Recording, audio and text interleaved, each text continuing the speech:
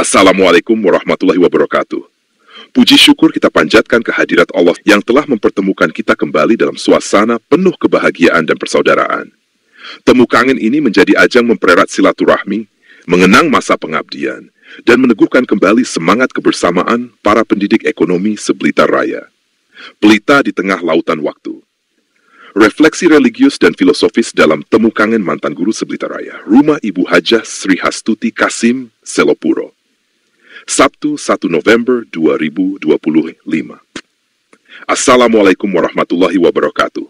Bapak dan Ibu yang saya hormati, sahabat seperjuangan, rekan seperjalanan dalam dunia pendidikan yang mulia.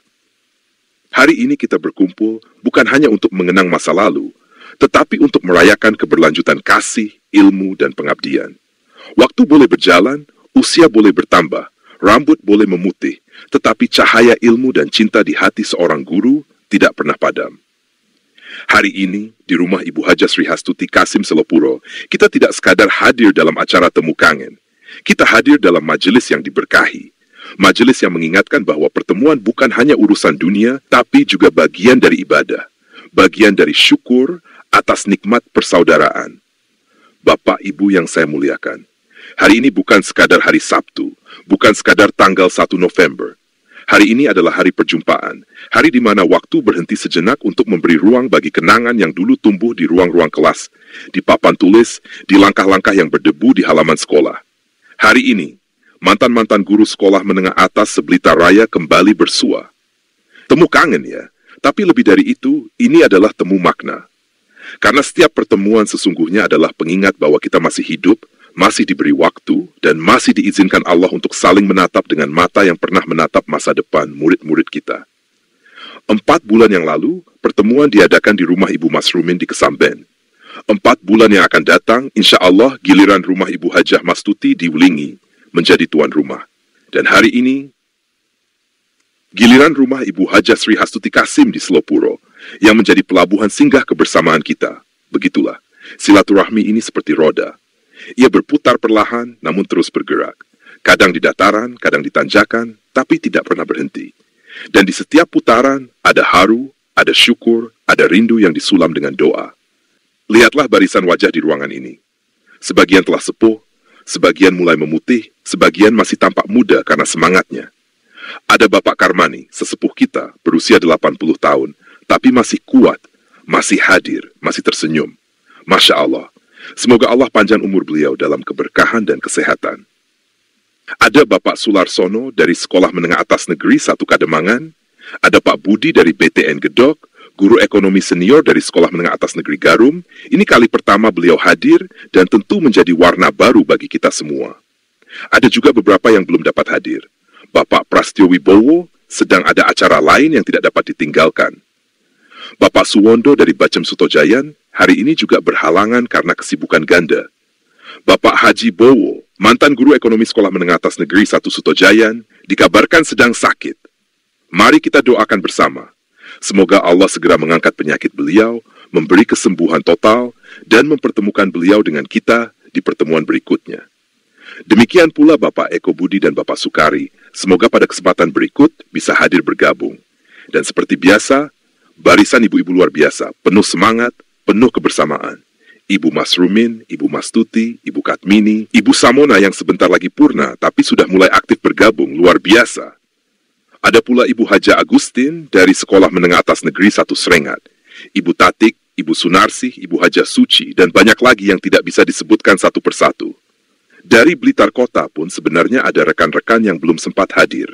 Ibu Sri Rahayuning Tias, Ibu Pradiana, Ibu Asriana, Ibu Hajah Agustin dari Sekolah Menengah Atas Negeri 1 Blitar, serta Ibu Arlin. Semoga pada pertemuan yang akan datang semuanya bisa bergabung. Acaranya sederhana saja, tidak banyak protokol, tidak banyak formalitas.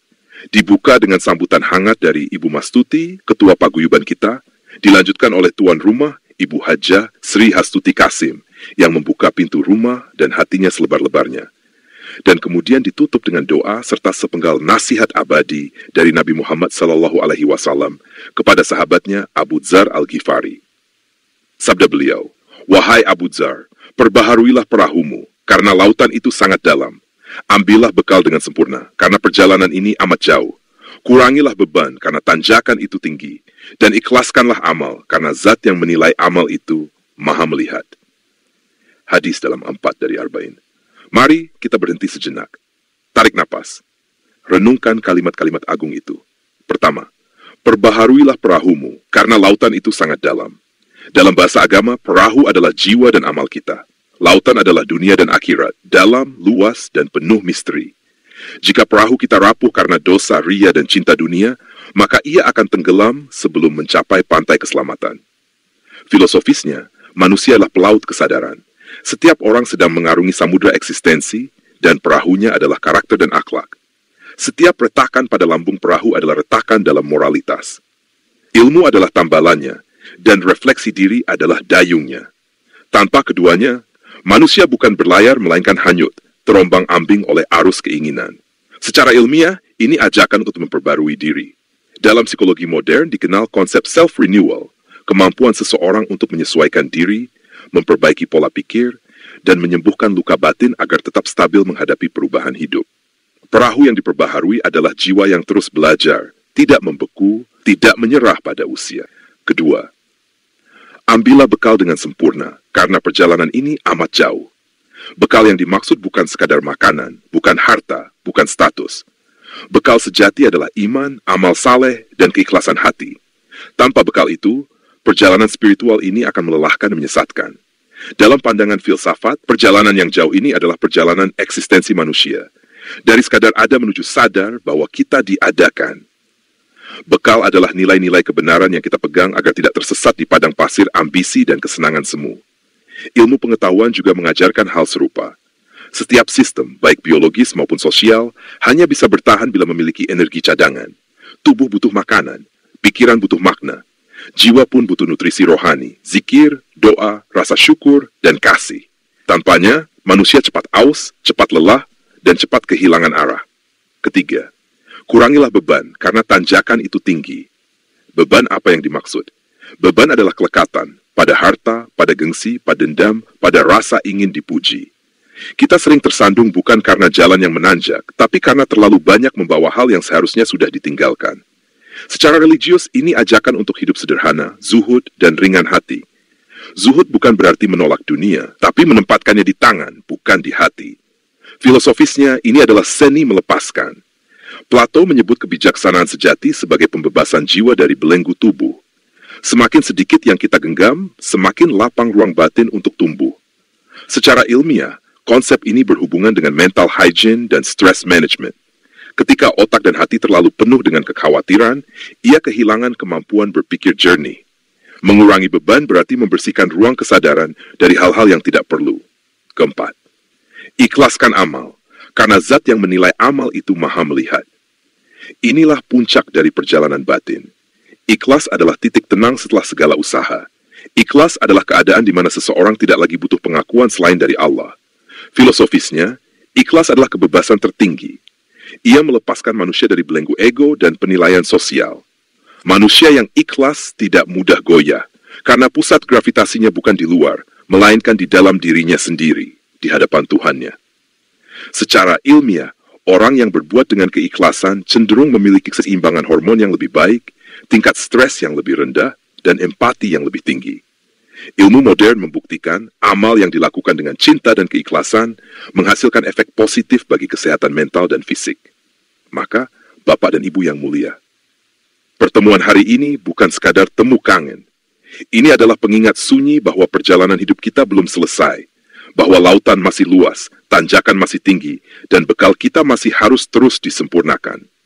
Kita adalah pelaut-pelaut waktu. Kita berlayar dengan perahu amal dan ilmu menuju pelabuhan akhir yang abadi. Dan selama layar silaturahmi ini masih berkibar, percayalah, Allah masih memberi angin rahmatnya agar kita tetap sampai di tujuan. Semoga temu kangen ini bukan sekadar tawa dan cerita lama, tetapi menjadi zikir kebersamaan. Menjadi pertemuan yang menghidupkan, bukan hanya mengenang. Menjadi tanda bahwa guru, meski telah purna, tidak pernah berhenti menjadi pelita bagi sesama. Penutup doa reflektif. Tuhan yang Maha Pengasih dan Penyayang, terima kasih atas pertemuan yang hangat ini, atas nafas yang masih Engkau titipkan, atas waktu yang masih Engkau beri, dan atas kasih yang masih Engkau jaga di antara kami. Jadikanlah pertemuan ini sarana memperkuat iman, memperdalam cinta, dan memperbaharui niat kami dalam mengabdi. Ampunilah dosa kami, dosa murid-murid kami, dosa orang tua kami. Lindungilah saudara kami yang sedang sakit. Berilah kekuatan bagi yang lemah, ketenangan bagi yang gelisah, dan cahaya bagi yang mencari arah. Ya Allah, jadikanlah setiap langkah kami menuju kebaikan sebagai ibadah. Setiap tawa kami sebagai syukur. Setiap air mata kami sebagai penyucian jiwa. Dan semoga Engkau pertemukan kami kembali, di dunia dalam kasih, di akhirat dalam ridhamu. Amin ya Rabbal Alamin. Wallahu alam bisyawab. Semoga Allah merahmati setiap langkah, setiap tawa, dan setiap detik kebersamaan kita hari ini. Wassalamualaikum warahmatullahi wabarakatuh.